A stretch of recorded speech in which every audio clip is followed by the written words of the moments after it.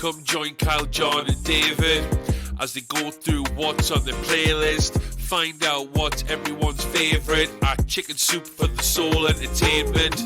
We have a few segments, to be honest. In and out points, no celebs and the gossip. Back in time where we talk about the big M's, coming attractions, what the cue. Quick checks, who'll be laughing? You abundantly. Welcome to Dual Redundancy. Yes, welcome to Dual Redundancy, the only podcast where you can hear all latest in television and entertainment news with too many hosts with exactly the same opinions. I'm one of those hosts, David Allen, and another one is John Berwick, and the third one is Kyle Bridger. How much did we have to pay for the voiceover there? your salary. Oh my God. All right. Well, I will say that I am the Ted Lasso to John's The White Lotus. Dave's Succession. I was nice to Dave this time around. Oh, thank you. Yes, now those are the three shows we're going to be really focusing on tonight because those are the three leaders at the 74th Primetime Emmy Awards, and we're going to break everything down that happened in last night's Emmy ceremony. And we also going to celebrate a little bit. This is our 400th episode of the podcast. Wild. 400 of these, and there you go, John. John's in the mood to celebrate. Obviously, we put a new kind of coat of paint on this thing. We got this great new intro video. Some of it. Yeah, but now they got the intro video made by John Berwick himself. We got a special, I guess, rap that we got from Jack Fox. You can look him up on Fiverr. Yeah, it's a whole new thing for, the next 400 episodes. But yeah, so we do have this first segment, and he mentions it in the song. I already forgot what it is. John, what is it? In and out points. In or the out. In or the out. In, out. Yes, it is in and out points. And in the intro, it says, there's no gossip in the celebrity stuff. We're kind of going to break that tonight, though, with our single in and out point. We weren't going to do really any at all this week, with the Emmys. But then there was this, I guess, piece of spit that was felt all around the world. Yeah, we're gonna break down the "Don't Worry, Darling" drama from last week. We just missed the recording. It just happened after we recorded, so we got to break this thing down. I'll set it up, and then we can go in depth on this madness. It's been a multi-year saga, and I'll just set up spitgate. Shia LaBeouf was first cast in the film, and Olivia Wilde then fired the star and replaced him with Harry Styles, who then she started dating. The timeline of which is a little murky, like with the Jason Sudeikis relationship ending. We don't know the specifics on that, but however, Shia has since shared texts and videos and how he may have actually left the project, and that it was Olivia that begged him to come back, and that she would work things out with Miss Flo. Well, speaking of Florence, Miss Flo Pugh, there's been an ongoing rumor that she had a falling out with Olivia over the course of production, whether it was due to the relationship between her and, her co-star and the director, or something we just don't know. But we do know that she was nixing a lot of her promotional tours and interviews for Don't Worry, Darling. She was supposed to do, though, the Venice Film Festival. But then, she's filming Dune. Her plane was a little late, and we did get this interview from the press conference with two other stars from the film. Let's hear that first. My favorite thing about the movie is it feels like a movie. It feels like a real go to the theater film movie that you kind of the reason why you go to watch something on the big screen. I think Yeah, so that's Harry Styles just kind of describing how this Don't Worry, how a Darling movie is. It feels like a movie, like the one that you would go to the theater kind of movie. And we got the camera on Chris Pine. Yeah. Like, what am I doing with my life? Why am I here? Yeah. What do you think about at least this setup so far? Chris Pine, Harry Styles, this interview quote, Kyle. Well, the thing is like from what I know about Chris Pine, or from what I read about Chris Pine, is like he's a legit actor, like he's a well-read actor, and then he's sitting next to some dude who's like, playing at acting, and then I'm sure he's already sick of the because when you get in these press junkets, it's like interview after interview, and he's probably just like blinking his life away, like wondering what the hell is happening. And there was a lot of hoopla surrounding about this movie, about how like interesting it could be and all this, and then you have this guy that is just like playing at being acting when you have a real actor there. It's got to be the most obnoxious thing ever, especially when Harry Styles, I think in an interview, said himself, he's like, yeah, I don't really know what I'm doing. Yeah. So it's like, how did you get this role? It's just like a fun little side project he's doing, this multi-million dollar movie that employs hundreds of people and put a lot of time and energy into it. It's just a little side thing I'm doing for fun. This movie. But I mean, with all the backlash, and with all the Shia and the Florence Pugh stuff and all that, everyone that had to come into this press junket had to know that it was just going to be an absolute mess. So it's just like, here we go. Can I just make it through this thing? Yeah. And it looks like from these images and these memes of Chris Pine, he was struggling to make it through. He was definitely struggling. When Florence did arrive, she came in style. She was ready for it. She had a drink in hand. She's like, all right, let's go. That's a way to arrive to Venice, the casual stroll up. Love it. And she made it to the red carpet. We got some red carpet photos, and there was a lot of people I saw online, like the internet really noted how the red carpet photos and the seating at the venue were like very staged, like where everyone, it was like very deliberate where people were standing, where it's like, because even like Styles and Wilde are not next to each other. Yeah, because they're Florence no and Wilde are not together, next to each other. They're supposedly, but they also arrived separately. And you can see here they didn't sit next to each other. So there's rumors. It's like, oh, there's something going on between them now. Like, yeah.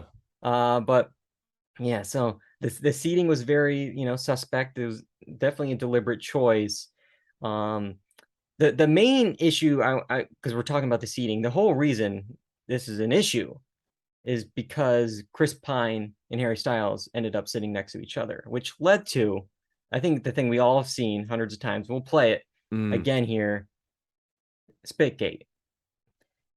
He walks up to his seat. Looks like maybe his lips are a little, make a motion. I don't know. And then you see Chris Pine like kind of look at his hand, like what the hell? Like what happened? And he just like stays there frozen. Stops clapping. And yeah, so I got to ask you, John, did Harry spit?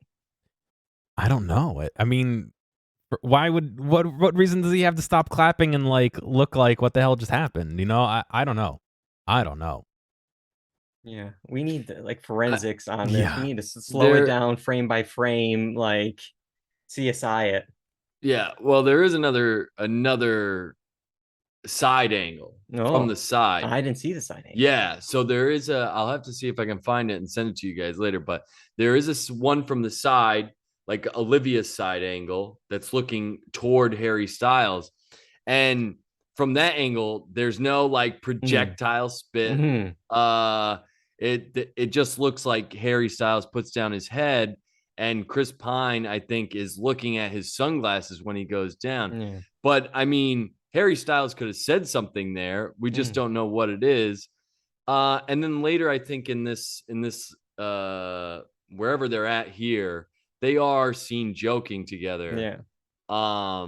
So from what I can tell, I don't think he spit on Chris Pine, but dude, this whole cast, there's just something going on here. And if you're the director of the film, it's like everything but the film is the main one's part talking of about the film. Yeah. I mean, it's one of those, like, is any publicity good publicity at this point? Like, people are talking about this film, I don't know, for the right reasons, but it's just like, it's so wild because it is one of those things where it's like the timing is so perfect. even Nathan Fielder in the rehearsal couldn't have Yeah. planned out like him coming and making that face and then him pausing. And like it all was timed perfectly. And I did see the thing about the sunglasses. People have thought that maybe Chris, wondered where his sunglasses were. He zoned out just like he's been doing all day. Yeah. He just zoned out and he's like, oh, they're in my lap. And then it's kind of like a polite laugh to himself of like, oh, here they are. With how Chris Pine was looking through the press junket, I wouldn't be surprised if he was just high the whole time, just trying to make it through. Yeah. And this was part of it. And he's just like, this is how I'm going to make it through. Because even after, once the lights go down, he puts on his sunglasses like he's about to take a nap. I got that next too. It's just like, so it's like he's done. The lights go down, sunglasses on. All right, I got a 2-hour nap here. Like I've seen this film. I'm done. Yeah. It's just, I just don't think like, there's probably no spit. I mean, but it's just wild because Chris Pine's like reps had to like come out and say like, no, there's no spit. This is a ridiculous story. Like, can you imagine like those PR people? Like, we have to do a story on this. Seriously, really? I mean, but that is what you sort of pay people for that. You know what I mean? I guess, but it's just like, I really have to do it over this because, I mean, these people know what they're doing, where it's like, why would he knows every camera is on him right now. Why would he deliberately spit like right now in front of everyone at a co-star? Like it just doesn't add up. I think it's more likely that maybe if there is some beef happening between Olivia and Harry or whatever, maybe Styles gave because Harry's British, gave a cheeky response to him sitting next to Olivia, and then Chris Pine being like, I'm just gonna look down because this is kind of awkward kind of thing. I could see that being the case too, you know? Yeah, it's possible. Yeah, it's just I am curious because like, how many of these things are like perfectly like planned out like with the seating? I'm sure like it's so much like this is your assigned seat. This was deliberate choice because of the pictures we're gonna take, and then the optics we want to present. But anyways, after the film, we got the usual standing ovations, and I'm gonna rant a little bit about this like recent press reporting about every single thing on my Twitter timeline now at all these like festivals like TIFF and Venice and all this stuff. It's like, this film got a 7-minute standing ovation. This film got a 9-minute standing ovation. This film, 13 minutes. It's who's doing that? I don't want to be sitting there. It's like for 13 minutes. The movie, the end. Stopwatch. Okay, here we go. Okay, 1, 2, 3. It's just like, and when it's really just one dude in the theater, everyone's already cleared out, and one guy's just sitting there clapping still. Could I go to one of these things and just clap for like 30 minutes straight? I'd be like the only one. A Nathan For You episode. We bolster the rating by having one person clap for 24 hours. Yeah, that's possible. 24-hour standing ovation. I don't think we should stop there. I think we should incorporate other things. We should start the wave. There you go. We should do other things to really get this party started. But yeah, I'll just say real quick, I went to the Cannes Film Festival. I attended that, and every film that premieres gets a standing ovation.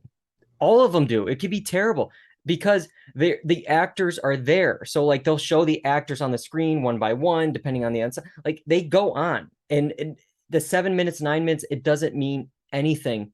It doesn't mean anything. It's the dumbest reporting. But here I am talking about Spitgate. So what am I doing? And there was also people on the internet seeing this standing ovation and all the clapping, and noticed how Florence Pugh did not make eye contact with Olivia during this moment where they were all kind of celebrating each other and, like, oh, look at this person, look at that person, that's this person. So it's like, oh, does that, reinforce that there is a possible beef between the two? Well, I mean, I think that's pretty well established that there's a problem with those two going on. And I mean, they respected each other enough she respected Olivia enough to come to the premiere and sit there for it and make the film and as requested. And not spit. That's true. Not spit. Yes. She didn't stay for the full 7-9 minute standing ovation or whatever it is. She left. But then there was some celebratory kissing Oh going my on. God, It wasn't yeah. with Harry and Olivia. It was actually Harry and Nick Kroll. I gotta ask, Nick Kroll's in this movie? Yeah, I know. What? Enough that he would be coming to the Venice Film Festival. He's like in the top 6 people in this movie? I guess so. Well, I think there's a video of him that he took on his social media where he's driving up and like all these people are like looking for a movie star and he's making the fun of the fact that he's a nobody. Yeah. And he's just driving by and he's like, yeah, just Nick Kroll. Just Nick Kroll. You don't know who I am. Yep. And they look in and they're looking and it's like, no, I don't want a photo of this guy. It's just funny to me because like I literally saw this video of like Harry kissing him and I'm like, wait, Nick Kroll's here? Like, what is he doing here? Yeah, he's in this movie. Like this, I had no idea he was in this movie until Is he in the this trailer? I don't know. I think I kind of stayed away from a lot of trailers, especially like this one, because I feel like it's a very like mystery and like what's actually it about. So like he might have been in it. I might have just like blinked and I missed him, but like I just forgot he was in this movie. But yeah, so there were some hugs, there were some kisses, obviously maybe some spit, who knows, but there's so much more we could talk about with this story. We don't have the time or the energy or the facts, but like I did see that like I mean there's the whole Ted Lasso saga part of this, because obviously we were talking about Olivia and Jason, but there's this possible cameo that Florence Pugh was supposed to be in. There's footage, or at least stills, from Ted Lasso. It looks like maybe season 2. I know her boyfriend at the time, Zach Braff, does direct a lot of episodes of Ted Lasso, so that's probably a little bit of a connection there. She was probably there. I don't know if they filmed this in London. I don't know. But it's just interesting. Like, oh, why was this cameo cut? That seems like an who knows? But there's some connection. I think Olivia, Jason, Florence. There's something. But Yeah, I don't know. There's something going on there. Clearly. Yeah. Well, I mentioned Ted Lasso, and that's actually a great way to lead in to our main topic tonight. In order to talk about it, we have to go back. So send us back. We're back, baby. Gotta get back in time.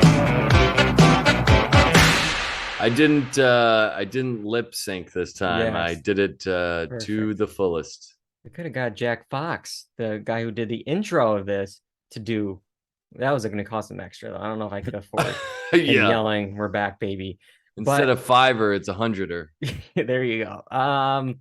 Yeah. So this week's Back in Time is all going to be about the 74th Primetime Emmy Awards that took place last night, September 12th, on NBC and on Peacock. It's been we always talk about the Emmys. We had the nominations, 391. We did a whole clip show of all the Emmy nominated shows. And then we did our predictions just, 2 episodes ago in 398. But tonight we're recapping everything that took place at the Emmys. We'll talk about the awards and then also the ceremony a bit later on. We got to start off, of course, with who was leading going into the night. And we're going to start off with Succession. Succession led with 25 nominations, followed by Ted Lasso and The White Lotus with 20. And those were your leaders in drama, comedy, and limited series, respectively. And then after that, we had Hacks and Only Murders in the Building with 17. And then Euphoria right behind that with 16 nominations. But if you look at just the major nominations, that's the ones we saw last night. It was the same top 3 shows. Succession with 12, White Lotus with 11, Ted Lasso with 10. So those were our stats going into the night. Let's see how things shaked out when we look at the wins. Overall, the total wins, these everything, from Creative Arts and last night. The White Lotus with 10 wins, Euphoria and Squid Game with 6, and then Adele, One Night Only, The Beatles, Get Back, and Stranger Things all had 5. And then if we look at the ones that had multiple major wins, those are the ones we saw last night during the broadcast. Only 5 shows received more than 1 award, which is kind of actually funny because Keaton did actually at the start of the show was like, tonight we celebrate the hundreds and hundreds of shows that were produced last year and then give awards to 5 of them. So those 5 were The White Lotus with 5 wins, Ted Lasso with 4, Succession with 3, and Abbott Elementary and Squid Game with 2. that's how everything shook out. Kyle, what do you think about how everything went, the top 5, everything there? I mean, I think we expected the White Lotus to really clean up in that category. So I'm not really surprised by that at all. Ted Lasso, maybe a little bit more surprising because I feel like it had a strong competitor in Abbott Elementary. But it's still well beloved. A lot of people still like it. So not surprised by that. And Succession is just a behemoth, a juggernaut at this point. In writing categories, in all these categories, directing, acting, all of these things, it's really well received. A lot of people love it. We love it. So I think it's all well deserved, and I don't think it's a surprise at all. Yeah, and we kind of mentioned it in the prediction show where it's like last year as well. They kind of go all in on like 4 or 5 shows now. It's not like spread apart, like, oh, this show gets one. I mean, there was a couple like, oh, this thing got one. This Ozark, Julia Gardner got one. Like stuff like that does happen. For the most part, though, it's like these 5. These are the 5 shows we watched. These are 5 shows we're sticking with. And we got that here. So there was points where I'm like, really? Like, did they need 4 Ted Lasso with 4? Really? But I can't quibble with the White Lotus. Succession, I love that. Squid Game, Abbott Elementary, those all make sense. I just wish it was spread out a bit more, and we'll get to that. I mean, personally, I wish it was spread out a little bit more because Ted Lasso, I think we would agree that the first season was stronger than this season that was nominated. So I think it could have gone in another direction. I think we could have seen more for Abbott Elementary, definitely. So yeah. Yeah, so we're gonna go now kind of category by category. And we'll jump around with the ceremony involved as well. But I want to start off with limited series, and we called it. And I mean, it was pretty much a given that it was going to be White Lotus. It was going to be White Lotus. All of our will wins did it. Like we got 2 supporting actors from the White Lotus. It won for series, and we got back-to-back wins for Mike White in writing and directing. Love the Survivor shout out. I love. I was like, I didn't know that. I didn't know that he was on Survivor. He was a finalist in one of the more recent seasons. That was probably one of their better seasons. So wow. If you're looking for someone to watch, check out David versus Goliath. But yeah, he's on that, and he was on The Amazing Race, I believe, years before Survivor too. So it's like this weird.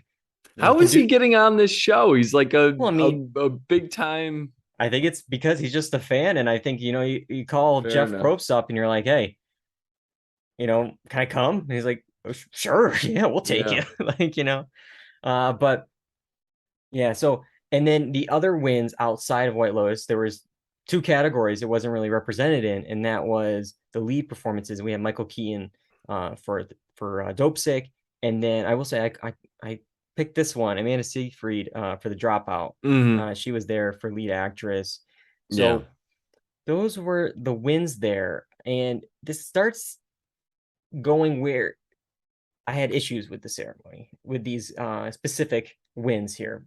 Because one of the things I really did not like with the ceremony was I know they had a DJ, Kyle, but I don't know about his picks for some of the songs for these wins. I mean, you have some of the most iconic theme songs for the White Lotus and Succession, both of which have won Emmys for their theme song. So instead of playing those theme songs when they win an award, we play Best Day of Your Life for Marie Bartlett. And then for when Jesse Armstrong wins writing for a drama series, they play Shake Your Booty. What? I don't know if DJ Zed is up on the tracks from whatever. He's probably touring and doesn't even give a crap. He probably doesn't even know what those shows are, honestly. It's just wild because like when they did the series wins, they played the correct theme song, but for the acting wins, it was just like, all right, Spotify shuffle, give it to me. It was just like, what are we doing? Maybe it was more for the crowd than it was for the winner. Pick some more contemporary songs, maybe. I don't know. Get this more upbeat music going. And then my other complaint was the timing of speeches. I mean, we start off the night. We always do this. The clip packages are there in the beginning, and then as the night goes on, there's less and less clips, and then you just see the faces of the people because we got to go shorter. But we start off with this extra long speech from Michael Keaton. I get it. He's Michael Keaton. Okay. But then the rest of the evening, it was like 15 seconds a piece for these people. And, you got Jennifer Coolidge there. Literally, is like, wait, hold on. And like, they start playing Hit the Road Jack as the second song. And she's just like, well, I'm just going to just start dancing.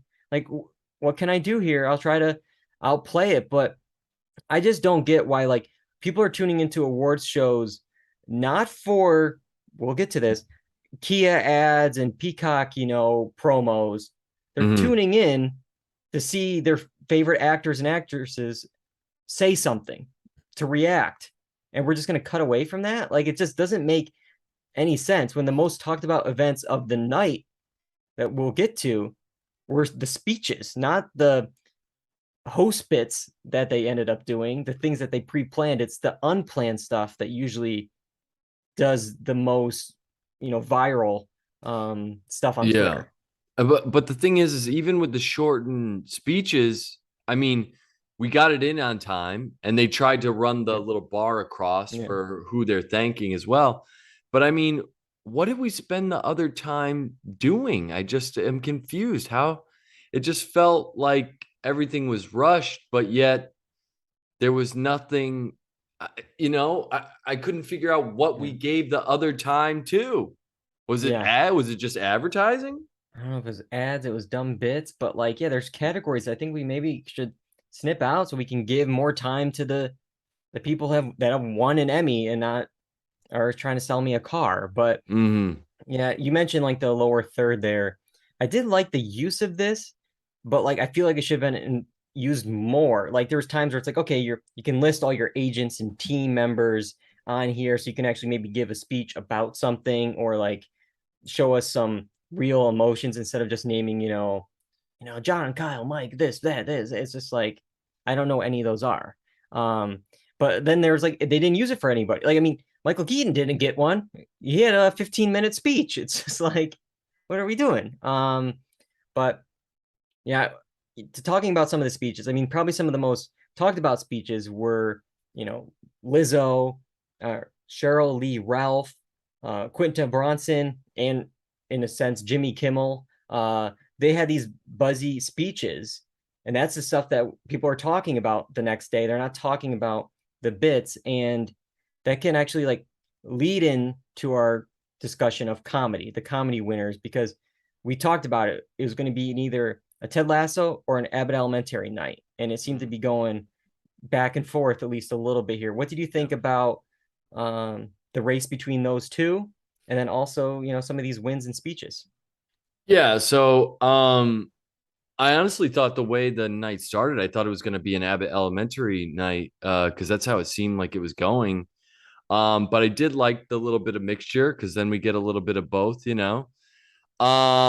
I was in and out on the speeches. So I did see a little bit of Cheryl Lee Ralph's, and I know it was very inspiring. She poured her heart out and said, never give up on your dream, because of all the hard work that she went through. And I think even after that, I was seeing things on Twitter from like her past. So it was like, even like where she came from and old clips of her. And so I think it helps bring more exposure to those people. As far as Quinta Brunson's, I mean, the minute I knew when she won, I knew that people were going to start talking about it on Twitter, because you had Jimmy Kimmel doing his bit there. And what I phrased it to you was like, in Jimmy Kimmel's mind, he's a comedian. This whole thing is absurd. We're just all egomaniacs celebrating ourselves. We're giving ourselves awards. This is probably the silliest thing ever. Yeah. But then people who really care about this thing and think that you're taking away from this moment by, laying next to her as she's trying to give her speech, which in and of itself has to be distracting. Yeah. Because even she was just like, all right, I won. The bit's over, Yeah. Jimmy. Like, get up, because like Because I'm I trying expected to- him to get up Yeah. when she won, or at least like roll off the stage or Yeah. something. Get the hell out of the way. But Yeah. I just think like it's weird because like he has hosted Emmys and Oscars and stuff before, and yeah, obviously he has like this carefree attitude with things, but it's like he should also know, as like somebody who is a performer, and it's like, yeah, people work really hard on this. Like, if like when he was hosting the Emmys and he was doing his bits, if like somebody else tried to upstage him, how would he feel? Like, like it's like this thing where it's like, yeah, like this is her moment. Let her have her moment.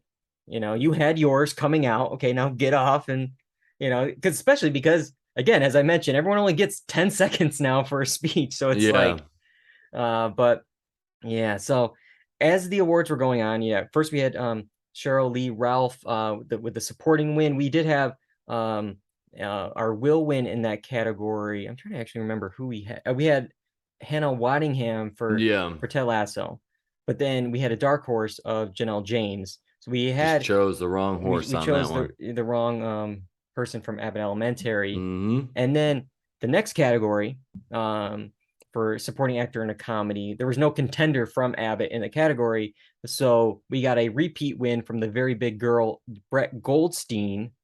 I'll say What a weird line that was.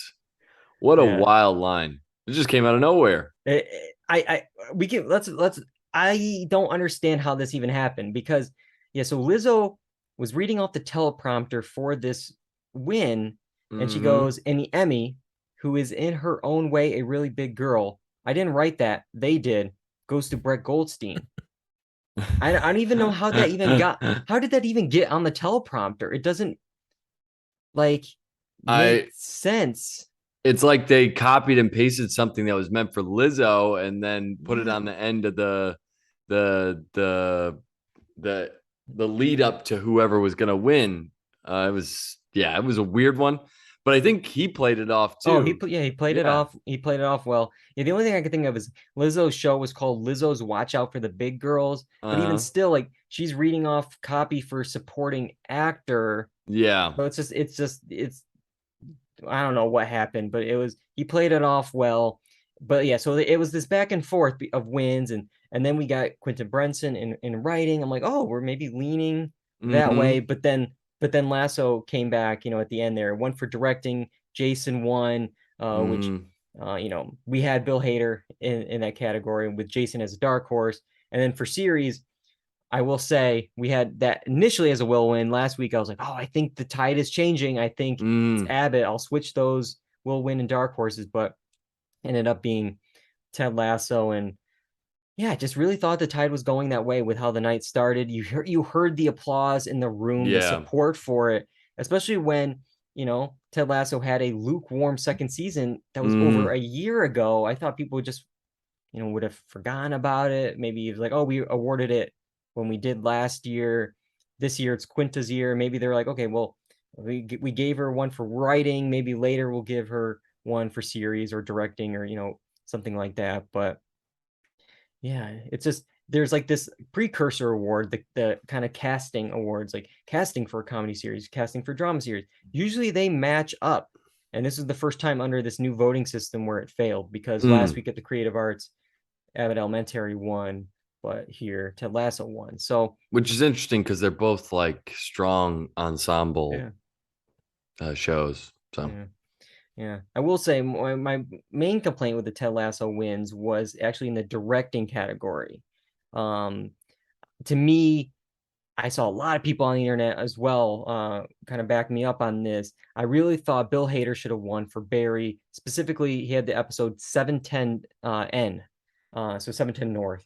And it was the episode where there was the kind of race, with the bikes and the whole situation of going through traffic and just the highway and the stunts and everything involved with that. The tense moment where you're like on the bike with him, and to me, that is excellent directing.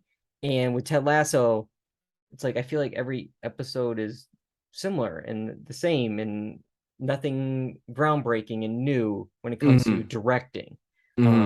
Maybe writing, but not directing. I don't know.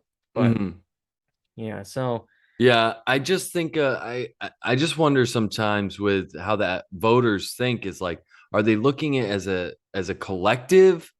Are they really looking at the one episode alone? Yeah. Is the one episode alone to gather enough of how the show was as a whole? Like, especially if you're not a fan. Like, if you're legit just a voter and you wanted to check out the episode alone, is that enough context for to get the vibe of the show, you know? Yeah, I think at points it is like almost like a popularity thing, and it's like a name recognition thing. That's why I was even surprised where it's like, oh, Ben Stiller maybe didn't win for Severance. Like I thought, oh, Yeah. Ben Stiller, check the box, which he also deserved. I mean, that was a great bit of directing. But let's move now to drama. And I will say overall pretty happy with drama again. I mean, I can't argue with Succession winning. I mean, 'cause I love Succession. We had a dark horse of Matthew McFadyen win here over Kieran, and I'll give you that one. I had a couple changes that I got, but this one was yours, Kyle. Yeah. But even my fiance, we were watching, and she was just like, as soon as this happens, like we both were like, I love Matthew McFadyen, I love Tom, but it's like I think it was Kieran this year, and that's what she said too. So it's My thing was like, last year was Kendall Roy. This year was the year of Matthew McFadyen, and this was his kind of breakout. Like, he's going against the family. He's doing, in that sense, in the shape of the season, I felt like it was his. As far as acting moment, Kieran Culkin for sure with that scene with the cell phone and in that moment. But I think as a whole, for the season, it was Matthew McFadyen. That's why I was I hear you in that direction. But for me, I was like, I thought, well, again, I love Matthew McFadyen.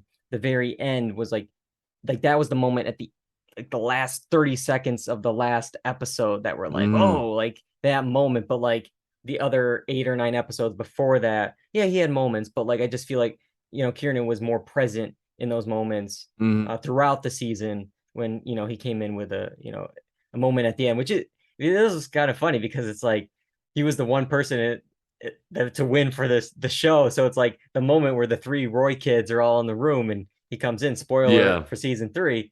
Well, it kind of happened here. He was the winner and they were the losers. But other than that, all of our will wins won again. We did really well. Like, sure, we have a will win and a dark horse in each thing. So we have double shot here, but all of our will wins won here, including another one I called. I will take the credit for Lee Jung-jae for Squid Game, lead actor in a drama series.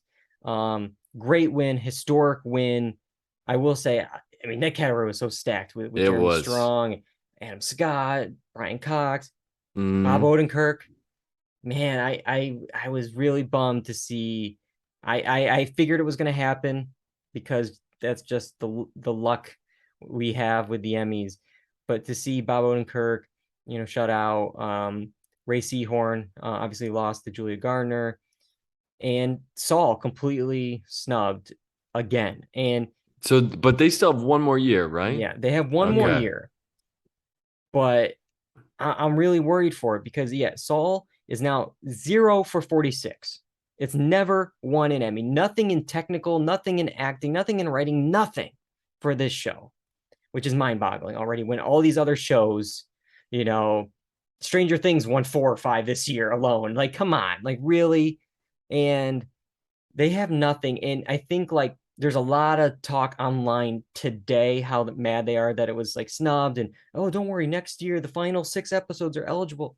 But I'm like, I don't know if they didn't have the momentum now, when Emmy voting was happening during the final episodes, during Ray Seahorn's episode of Waterworks, with the finale for Bob Odenkirk, if they didn't have it now, are they really going to have the buzz a year later? They should full year later. They should be winning multiple now, so they could sweep next year. Is really what should be happening. You know what I mean? Like, it's just, and that's kind of what happened with Breaking Bad, the final season, where season 5 was split up A and B, and season 5, the first part of the final season, won all these Emmys. It was eligible when the second half was airing. So people were like, "Oh, man, these last episodes of Breaking Bad are really good. I definitely got to reward Breaking Bad." And then next year, like, man, those episodes were really good, so we got to reward them again. Mm. Yeah, I just don't know it. I think it really is like, as you were saying earlier, Kyle, that people don't like either watch the episodes or it's name recognition or what, but it's just like, oh yeah, Julie Garner, Ozark, we rewarded her a few times. Let's give it to her. Mm. It's like, well, did you see their submission tape that they submitted, or did you see the work of Ray Seahorn the entire time? Like they're Yeah. doing it this episode or that episode. Like, so I don't know. I know It John should have won at least for writing at Yeah. some point, and at least a directing Yeah. at some point. At some point. I mean, just the performances, take those out of the equation. It is such a well-written show that, I mean, there are multiple episodes throughout its catalog that should have been possible winners. It shows you how ridiculously hard it is. But it's hard not to reward, like Squid Game. If Squid Game wins, I hate to say this without it even coming out and knowing the performances, but I think if Squid Game wins something again next year, I would be disheartened, because I feel like it snuck in there. It would like pushed in. It was like one of those things that was like a movement, and it's hard to stop something like that.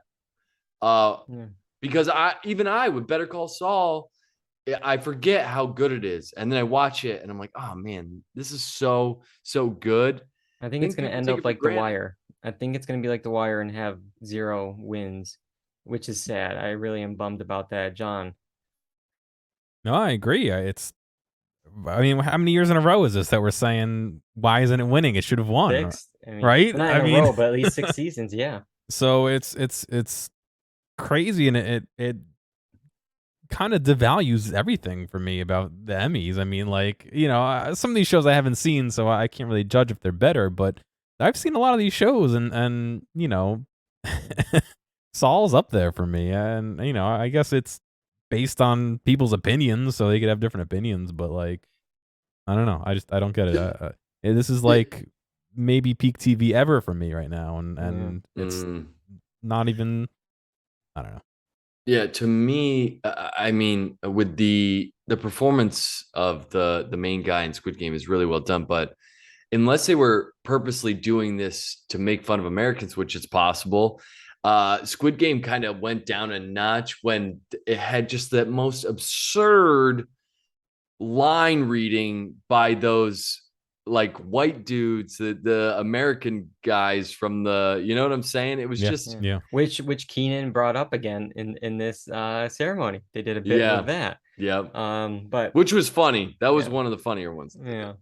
But I will say, you know, we're talking about the snobs. I'll talk about 3 wins I really liked, and then we can talk about the ceremony. 3 wins. These were actually in the creative arts, and I'll mention them here. White Lotus won for outstanding original main title theme music, definitely deserved.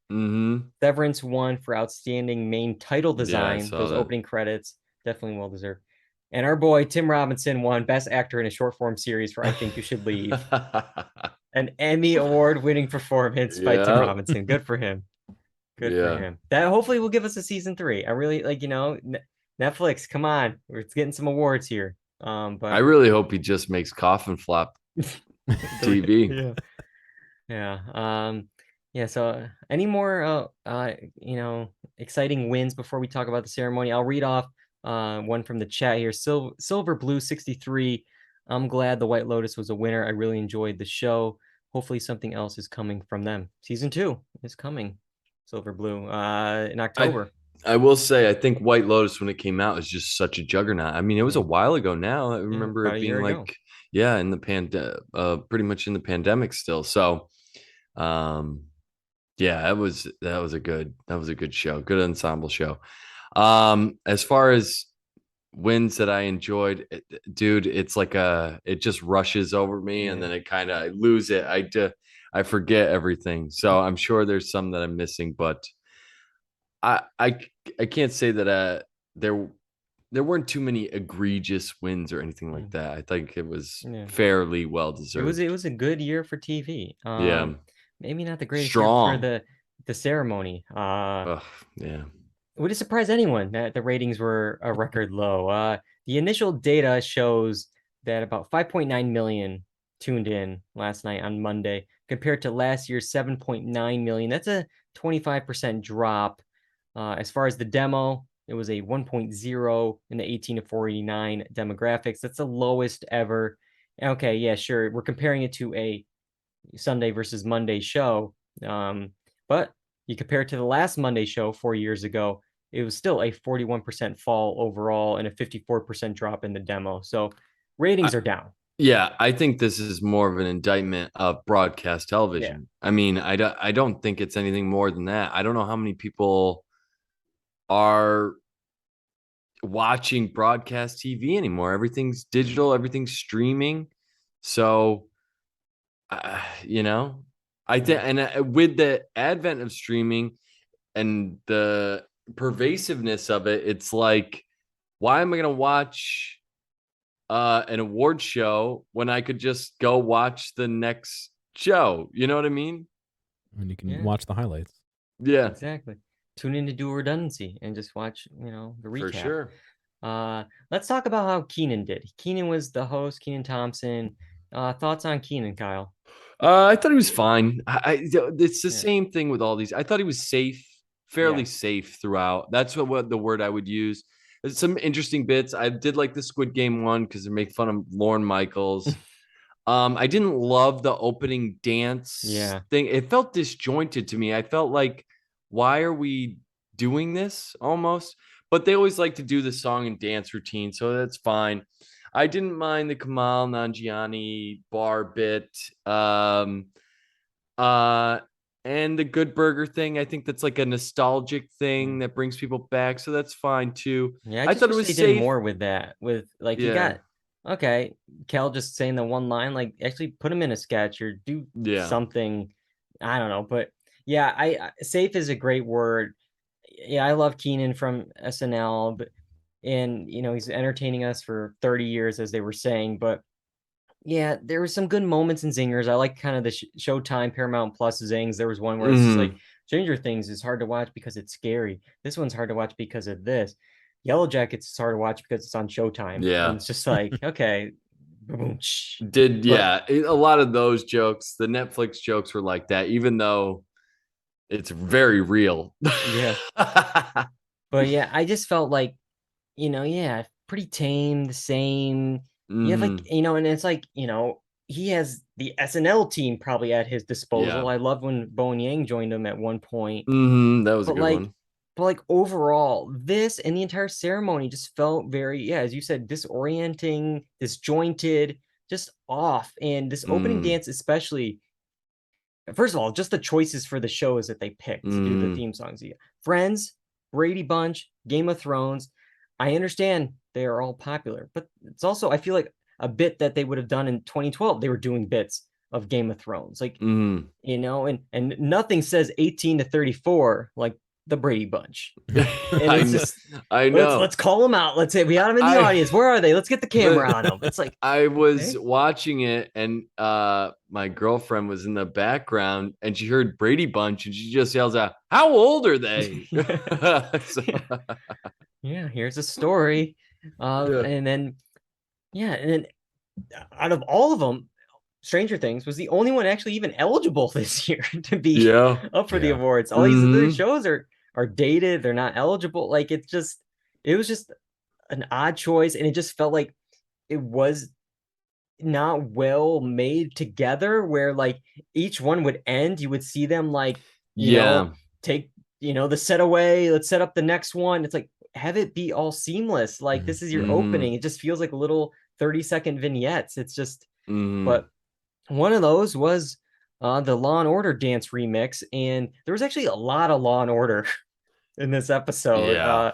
We had this long commercial about this like Law and Order event. This first time all three series. I watched it. Oh man, all three series are going to be combined. Okay, we go right into the Emmys, and there's like this somebody stealing an Emmy statue, and then it cuts to the audience. And it's like, again, this is so slow. Like, I'm like, what is happening? It's paced and directed really oddly. Mhm. And then we cut to them in the audience, and then we're waiting and we're waiting. And then they finally are like, oh, yep, they always need us to go save the day. And then we cut back to them running around, and this kind of like weird like cyclorama of footage of them running around in the studio there. And then the VO, 2 cops no one wants to see defunded. Please welcome. It's just, what are we doing? Yeah. Like, it was just so like odd. Yeah. Yeah. There was one where it was like clearly an ad in like the middle. I'm like, I fast forwarded through that because I felt I was the behind. Kia ad? I think The so. car I ad? was like, no, this is an ad. You're trying to play it off. Yeah, I couldn't. I was like, nope, I'm done. Nope. Fast forwarding. This was like, because yeah, like they set it up. They had like a presenter or Keaton or somebody like set it up as like a pre-taped bit. I'm like, oh, it's going to be a comedy bit, and it's like 4 or the same line 4 ways, and it shows how different like editing can do. No, it was a car commercial that's disguised as this, and it's like, who are these two? Could you at least have gotten like 2 people that are Nicholas Braun and Quinta Bronson, put them in a car together and do a bit. Like, it's just, what are we watching? And then after this, it then led to real commercials. I'm like, oh, you got me. You said, and I just felt like jaded for having to sit through that. But yeah, it just overall the transitions, the cutaways, everything just felt really weird and to just me, like off. the transition with the Sam J, the announcer, I couldn't. There's got to be a better way to transition. And I mean, some of the lines were okay. Some of the lines felt off. Yeah, it felt disjointed, not timed right. So then the comedy's off. Yeah. She kind of stumbled on a few lines, so that it took the comedy away from that. There's got to be a better way to transition that. I don't know what it was, but that was not working for me. And it's not her fault. She's doing the best she can. It's just but like, I think like you would think, okay, you got, we're celebrating the best in TV here. And it's like, we should have like the best writers and the best directors and all these people like making a really good show to show television. And then I was thinking about them like, well, wait a minute. Those best directors and best writers are in the audience getting nominated and get the awards. So it's whoever's left over is directing the show. That's what's happening here.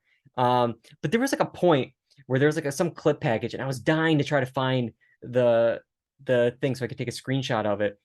But like, they show a clip package, and then they go to a table immediately after it. It had 5 empty seats, and then 2 people there that I didn't recognize at all, just emotionless and bored. They had their hands on their face, and it's just like, why did you pick that shot? Why? Put a camera anywhere else in the theater. And if you're going to choose that shot, be like, hey guys, we're coming to you in 5 seconds. Show something, show some emotion, something. It was just like, you picked an empty table.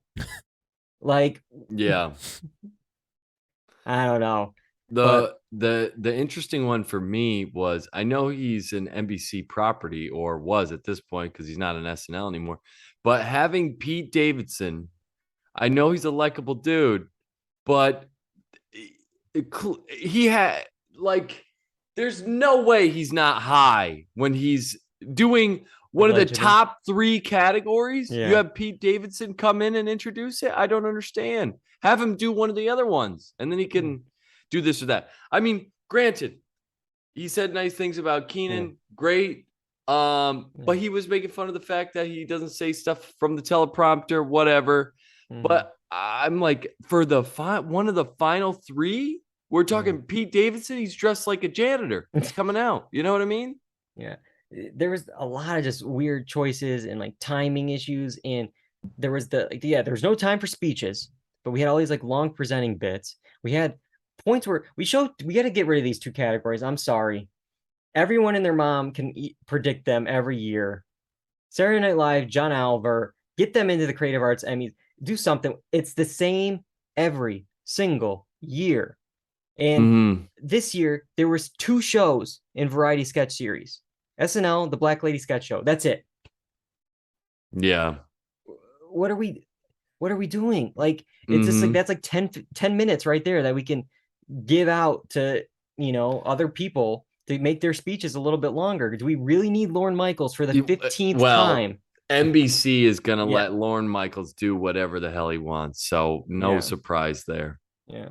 But it's like, this happens on the CBS broadcast, on the ABC broadcast. It's just, and then we're cutting to blatant Peacock series ads that were like, here's Jake Lacey to talk about this thing. Oh, I love television. And I'm in a new television series myself coming to Peacock. Take a look. It's just, and there was like so much actually of like, of network kind of promotion in this. And all those like montages, they were so heavy on network TV shows. I saw so much CBS, so much NCIS, The Neighborhood. They all got these like, those shows got like specific lines in the montage. And like, you guys are not even nominated.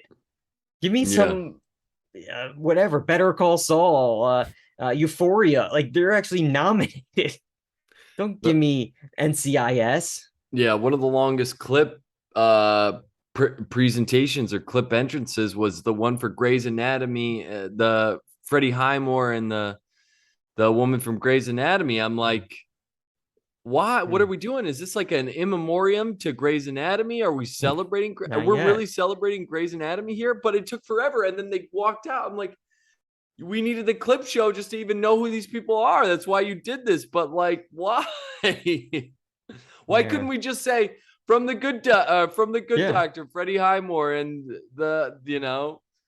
I don't understand why I need to see Grey's Anatomy. It's been on forever. It's an institution at this point. Just say she's from Grey's Anatomy. Yeah. Just in case you don't remember Grey's Anatomy. You just got to give you a little refresher, Kyle. We're going to celebrate the doctors by showing the actors that play doctors. It was the stupidest thing. Yeah, I'm not a doctor, but I play one on TV. Yeah. And one last thing I'll bring up before I have one last point. My last nitpick was kind of the in memoriam. Every year, they did this on the Oscars the same way too. Stop showing the performer so much, and then having the person who is in memoriam so far in the background on the screen that I can't see who they are. They did this countless times. Show me that full screen. I love John Legend. Yeah, I was going to say John Legend did great though. Oh, he's great. Yeah. Establish him in the beginning, establish him at the end. He's singing the whole time, but show me the people, not, on a screen so far back, or just present it better. Have him actually in front of it with the screen behind it, something, but don't give me this wide shot where I have to look like with a magnifying glass to see who's, or like a moving shot, close up, mid shot of him with those in the background, much more clear. Yeah. But all right, that's it, I believe, for the ceremony. Unless you guys have anything else to say, I just want to bring up the kind of HBO versus Netflix of it all, because that's always a story that everyone loves to report on. Heading into the night, it was HBO and HBO Max. They led with 140 total nominations. Netflix, however, had 105, followed by Hulu with 58. And again, if you look at the major nominations, it was 50 for HBO and HBO Max. Hulu actually in second with 26, and then Netflix with 23. Actually, I believe that's correct. I might have gotten that mixed up with the wins here, because the total wins actually for HBO and HBO Max, they won with 26 versus Netflix's 23. So they won again in total wins. If you look at the major wins though, HBO and HBO Max, they had 12 wins during the ceremony. Apple TV Plus was second actually with 4, and then Netflix with 3. So Netflix got third place. Technically, HBO Max got 4 times as many as Netflix during the actual ceremony. So it was a big night for HBO and HBO Max, obviously with Succession and The White Lotus just cleaning up. And I wonder what the actual shows to nominations, like if we did like a percentage, it'd probably be much more in favor of HBO Max, just like higher quality content. Definitely. But all right, well, that's the Emmys. That's it for now. We're going to talk about, let's see, the next award show, the Oscars. That's coming up. Get ready, because that's going to be coming up sooner rather than later. A lot of movies coming out for this fall season. But before we get there, don't have any time tonight, but we're going to do it anyways. Some very, very, very quick checks. Quick check. Yes, we're off next week. Let's squeeze these in. Kyle, what is your quick check? So I watched the full series Resort. I can't remember if I did the premiere or not. I believe so. Okay, but yeah, so it's very mystery heavy. We follow Chidi, sorry, I can't remember his name, and Kristen Miliotti's character. They're kind of a couple struggling, and that whatever they're going through is somehow kind of linked to what happened in this resort back in time. There's kind of some supernatural element to it. They team up with these other cast of characters to try and find these two missing individuals. And I was this is one I was looking forward to each week. I was interested in the mystery of it. I found the characters interesting. I found their problems to be legitimate, especially these the couple here. Their problems were real and gave it that base to sit in when the rest of it was kind of this aura, supernatural. Like, how does this all fit in? It makes you think about it made you question life in a different way. My only issue was they introduced this one character earlier on for the creation of the resort, but I had a hard time figuring out how he tied into the ending of it all. So that would be my only complaint. But overall, I found the mystery interesting. I think it's worth checking out. If you don't have Peacock, I don't know if it's worth getting Peacock for it though. So you can get it now for the Emmys in 4 years. I mean, might as well get early. Yeah. But all right, so that's the resort. We're going from a tropical paradise to what, John? A game called Hard West 2. I did not play Hard West 1, but I was offered to try this as I get offered to play a lot of games, and ended up really liking it and playing through the whole game. Basically, it's a turn-based, kind of role-playing game where you're controlling a team of bandits who had their souls stolen by the devil, and you're trying to get them back. And the combat revolves around, like I said, turn-based on a grid. And what kind of makes this game a little bit unique is two things. One, which I really enjoyed, was there are some cool ricochet mechanics where maybe if you don't have a good shot on somebody, you could bank it off of a couple things in the environment and still hit them. And the second one is that while you're playing, you have a hand. Every character has a hand where you could put cards in it, and as you play, you get more cards. And so maybe at the beginning, somebody has a pair, and that enables certain abilities, but maybe later in the game, you can get a royal flush, and that enables a lot more abilities. And so the way you mix and match these hands allows you to do certain things, like one character can trade his health points with other players or even enemies. So if they have low health, they could trade with an enemy, and they now inherit the other enemy's health. The other enemy loses health. Or maybe you want to do that with one of your teammates, because one of your teammates does more damage, the more health he lost. And so there's a lot of mechanics and stuff that kind of go in that way. And the game was a little on the shorter side, but I really enjoyed it, and I definitely recommend it. I always stunk at turn-based games, man. I do too, but that doesn't stop me. Like, what console is it on, or how do you play right it? now I know it's on PC. I'm not sure if it's on anything else. You can get it on Steam. So Okay. All right. Well, I got one last one to talk about, and I'm talking about The Patient. It's a series on FX on Hulu, or on Hulu. I don't know. It's August 30th is when it dropped. There's been 4 episodes so far. I've only seen 3 of them. I'll give you the official log line. This is what it's set up as. It's a therapist, played by Steve Carell, is held captive by a serial killer, Domhnall Gleeson, who seeks help to curb his homicidal urges. And I feel like each episode so far is almost like a play in a way. It's definitely like, I feel like, a COVID type show. It's there's flashbacks, but it's a lot of these two individuals in a room. And one of the best things about it, each episode is 20 minutes. It's 20-minute drama here. And each one ends with a moment like you're ready to see what the next one is. Like there's that cliffhanger kind of thing. So it's paced well where you're wanting more answers as they drop new questions at you. Again, I've only seen 3 so far, so really I've only seen like an hour, regular one episode of most dramas these days. But I'm intrigued. I'm curious of where this is going. It's billed as a mini series, and the thing I'm most confident about the show is it's from the creators of The Americans, so I trust them. I'm along for this journey. I don't know where it's taking me so far, but like I will go with them because of how great The Americans were. So I'm gonna keep checking it out. Again, short episodes. The Patient. So, I love Domino Gleeson, dude. So I didn't even know this was out. I gotta check it out. yeah, it's kind of under the radar right now, but yeah, there you go. That is it for this week. We're actually going to be off next week, and then we're going to be back to our Monday schedule on Twitch.